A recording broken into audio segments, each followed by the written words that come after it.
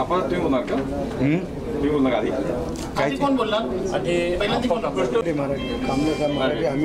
आपण सर काय म्हणणार आजच्या कार्यक्रमाबद्दल? आजच्या कार्यक्रमाबद्दल महत्त्वपूर्ण भाग म्हणजे हा महिना जो आहे तो बाबासाहेब आंबेडकरांच्या जयंतीचा आहे आणि आपल्या भारत देशामध्ये तर जयंती साजरी केली जातेच, परंतु त्याच्या व्यतिरिक्त 156 देशामध्ये भारताशिवाय बाबासाहेब आंबेडकरांची जयंती साजरी केली जाते।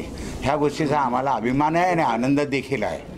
बाबासाहेबांनी ज्या वेळेस बोलले होते की आता सध्या टोळधाड आलेले मध्ये, ही टोळधाड म्हणजे शेतकऱ्याचं जीवन, त्याचं जे काय फसल उघडली असेल ती नष्ट करण्याची टोळधाड आहे ही। आणि बाबासाहेब बोलले होते की आपला देश सर्वसामान्य लोकांच्या हातात द्या, परंतु भांडवलशाही लोकांच्या हातात देऊ नका, जेणेकरून तुमच्या देशाला कीड लागेल आणि तुमचा देश सत्यानाश होईल, सरळ चालणार नाही। म्हणून आज या जयंतीच्या निमित्त मला योगायोगाने त्या मनातल्या भावना या पुस्तकाच्या रूपाने घरोघरी जाऊ देत, त्या कायमस्वरूपी वाचना आपल्या आजूबाजूला वाचायला देऊ देत आणि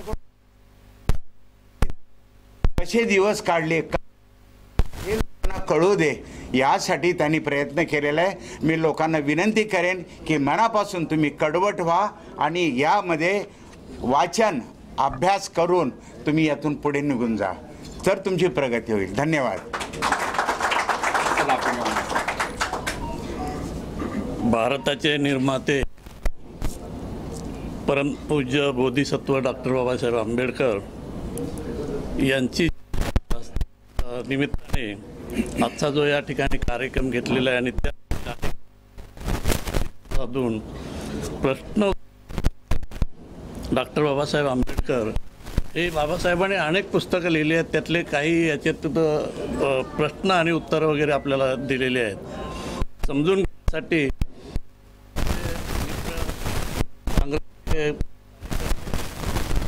बबन भोळे यांनी फार करून त्यांनी ब्लॉकमध्ये एक कार्यक्रम आपण घेतला पाहिजे बाबासाहेब आंबेडकरांच्या जयंतीचा, आणि बरेच काय प्रयत्न केले, मदत केली त्या कार्यक्रमातून, आणि कसा तरी कार्यक्रम आज या ठिकाणी होत आहे। त्यांनी अपेक्षा आणखीन ठेवल्या होत्या, परंतु आता त्या अपेक्षाकडे मी जात नाही। काय कार्यक्रम घ्यायचा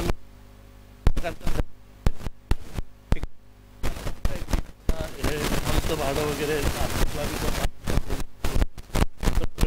मोठे हे करून दाखवलं।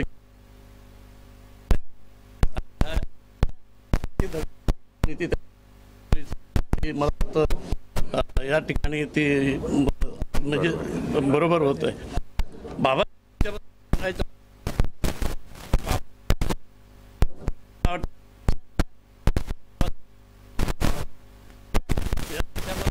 जगामध्ये कोणी झालेला नाही।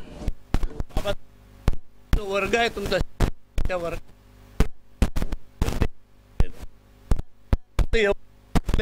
आज त्यांनी घेतलं शिक्षण भारतामध्ये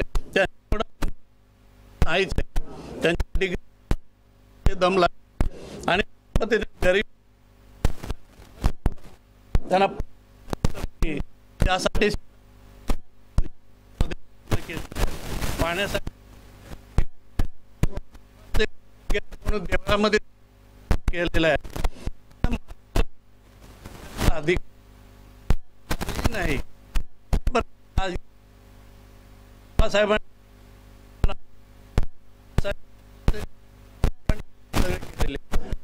तंत्र मिळण्याच्या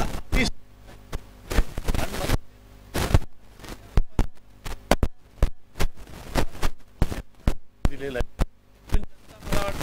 आणि या शासन जमात अजूनपर्यंत बाबासाहेबांना त्यांनी ओळखले नाही। दुर्दैवाची गोष्ट आहे।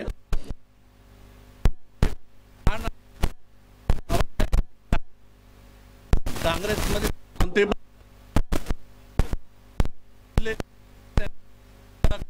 पार्टी काँग्रेसमध्ये त्यांनी काय ते मान्य करावं लागेल. ते घटना त्यांनी काळाच्या आधीच्या कृती आहेत आणि अंमलात आणण्यासाठी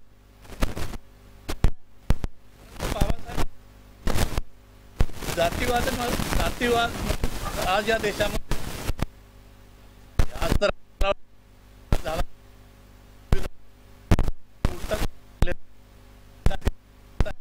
परंतु बाबासाहेबांनी संविधानात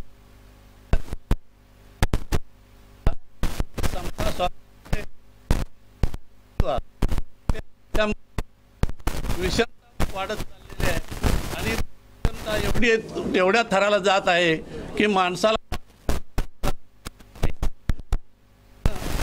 केलेलं संविधानच्या बाबाने लिहिलेलं आहे, एवढी मेहनत केलेली आहे. हा जगात कुठल्याही जगामध्ये भारताचा विचार जर अमेरिकेला आला असता आणि अमेरिकेमध्ये जर ते अमेरिकेचे लोक म्हणतात ते की आंबेडकरांची जी घटना आणि आंबेडकर जर आमच्या अमेरिकेमध्ये जन्म घेतला असता तर आम्हाला ते आम्ही त्यांना एकदम परमेश्वरामध्ये देवापेक्षा आम्ही जास्त त्यांना मानलं असतं. म्हणून इथल्या लोकांना आणि इथल्या समाजाला अजून समजलेलं नाही. भारतातली अशा पद्धतीची जाणून बुजून डोळ्यावर झापड आणणारी ही समाजव्यवस्था आहे. इथे अजूनही बाबासाहेबांना भारतरत्न करण्यासाठी काँग्रेस पक्षाने अजिबात मदत केली नाही. मदत म्हणजे ते त्यांचं कर्तव्य आहे की बाबासाहेबांनी एवढं मोठं मानकार्य केलं होतं पण काँग्रेस पक्षाने त्याच्याकडे दुर्लक्ष जाणून बुजून केलं. बाबासाहेबांना कधी त्यांनी ओळखून घेतलेलं नाही. बाबासाहेबांच्या घटनेप्रमाणे आज काँग्रेस जर चालली असती तर आज काँग्रेसची ही अवस्था झाली नसती.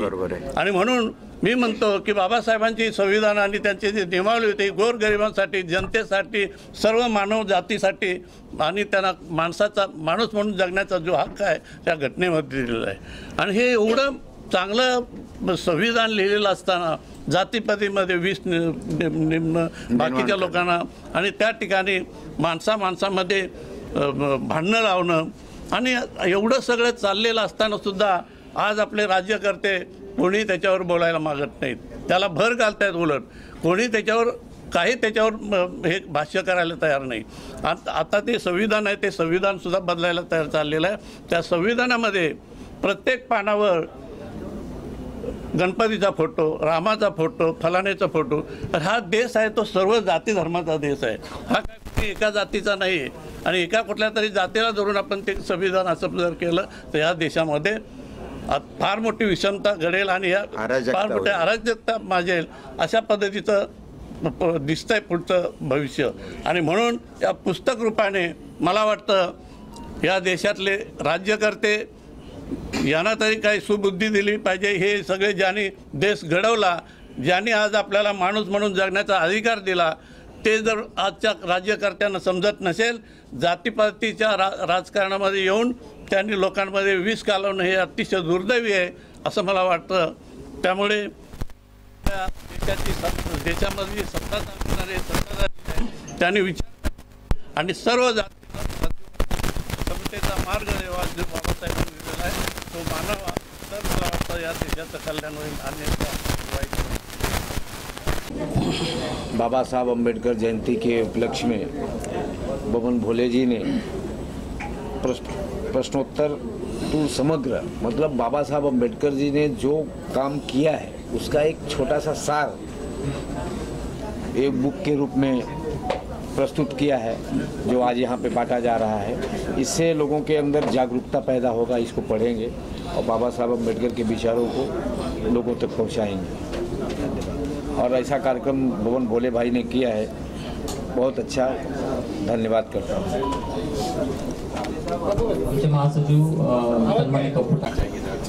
आज जो एक बाबा साहब आम्बेडकर जयंती उत्सव जो मनाया जा रहा है सम्राट युवा फाउंडेशन से कांग्रेसच्या वतीने और कांग्रेस पार्टी की तरफ से, तो पहली बात तो मैं बोलता हूँ आज कार्यक्रम फाउंडेशन और कांग्रेस जिला सचिव बबन भोले जी ने कार्यक्रम लिया है और इस कार्यक्रम के माध्यम से जो संविधान पे जो खतरा है और हमारे युवाओं को संविधान के बारे में मिसगाइड किया जा रहा है। तो बबन मोरे और कांग्रेस पार्टी की तरफ से ये जो पुस्तक का वितरण हो रहा है, उससे युवाओं को समझ आएगी कि बाबा साहब क्या थे। और बाबा साहब ने हमारे देश को जोड़ा है, जबकि आज 8 साल से हम देख रहे हैं कि देश में जाति पाति की राजनीति चल रही है। और दूसरी बात, अभी जादव साहब ने बोला कि कांग्रेस पार्टी ने बाबा साहब को समझा नहीं। बाबा साहब को कांग्रेस पार्टी ने ही मंत्री बनाया था। बाबा साहब के संविधान के लिए आज कांग्रेस पार्टी हर बार रास्ते पे आती है और कांग्रेस पार्टी बाबा साहब आम्बेडकर साहब को कभी नहीं भूल सकती है, क्योंकि उन्होंने जो योगदान दिया है, जो आज हम सबको मिलजुल के हमारे समाज में हम सब एकत्र होते हैं, ये बाबा साहब की देन थी। इसके लिए ये जो कार्यक्रम आज इन्होंने रखा है, मैं इस कार्यक्रम के आयोजक को और युवा फाउंडेशन को अपने तरफ से बधाई देता हूं और ढेर सारी शुभकामनाएं। आप बोल दीजिए सरकार जी।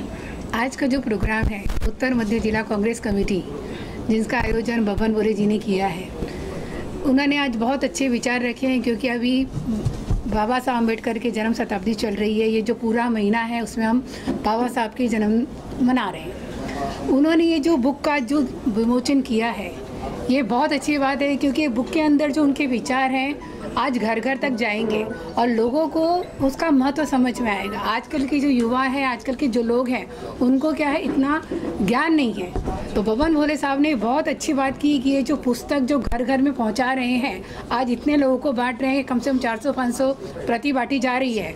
तो 500 घरों को, और वो 500 से 1000 से 10,000 लाख तक ये विचार पहुंचेंगे और उनको समझ में आएगा कि आज जो भारत में जो हमको सुरक्षा मिली है, जो हम आत्मसम्मान हैं, महिलाओं को जो समाज में सम्मान मिला है, या जो पिछड़ी जाति है उनको जो सम्मान मिला है, उसमें बाबा साहब अम्बेडकर का जो उन्होंने संविधान बनाया था, जिसमें उन्होंने सर्वधर्म एक समान के बारे में बताया था, महिलाओं को भी ऊंचा स्थान दिया था।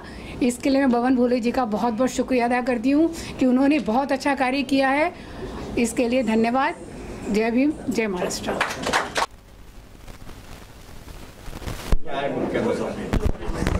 ये जो बाबा साहब अम्बेडकर का आज जो बुक वितरण का जो प्रोग्राम हुआ है, मेरी ऐसी इच्छा थी कि बाबा साहब के जो विचार है हर घर घर में पहुंच जाए।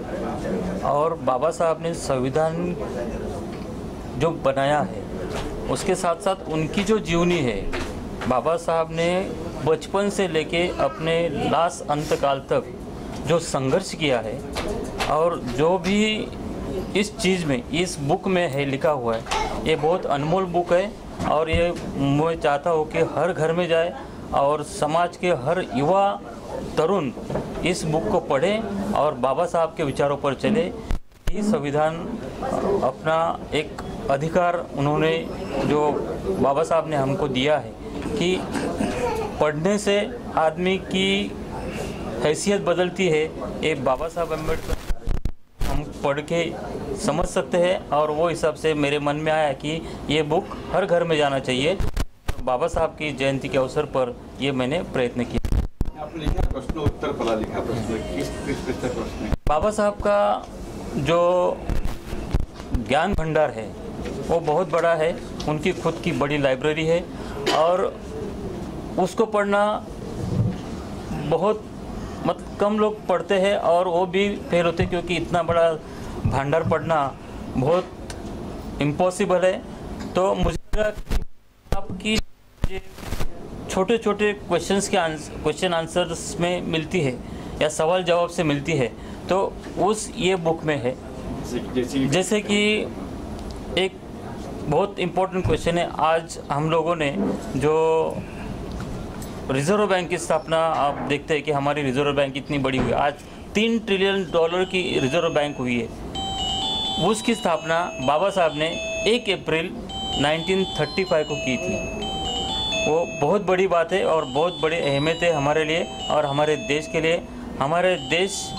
अगर हमारा देश इस संविधान के माध्यम से बाबा साहब का जो विचार है, अगर वो लेके चले, तो बहुत बड़ा भारत का एक ऊंचा स्तर मिल सकता है और हमारे देश को एक अच्छा संपन्न गुण संबंध भारत मिल सकता है। धन्यवाद।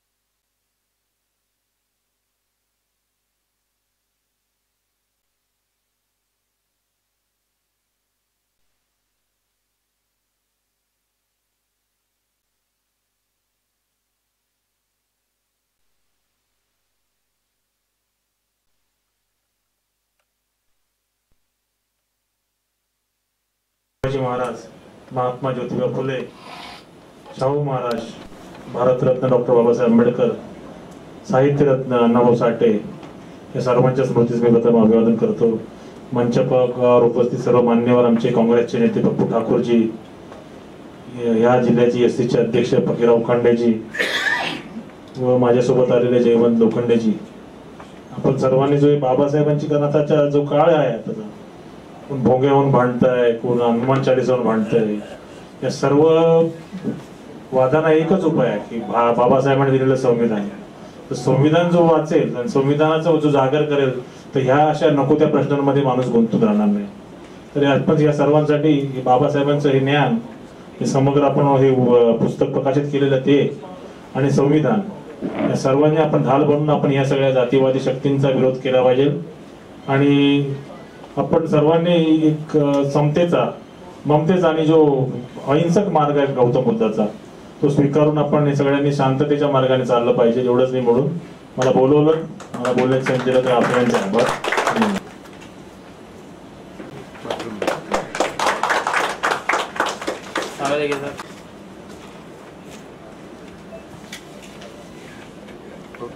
Okay sir. या सर समोर.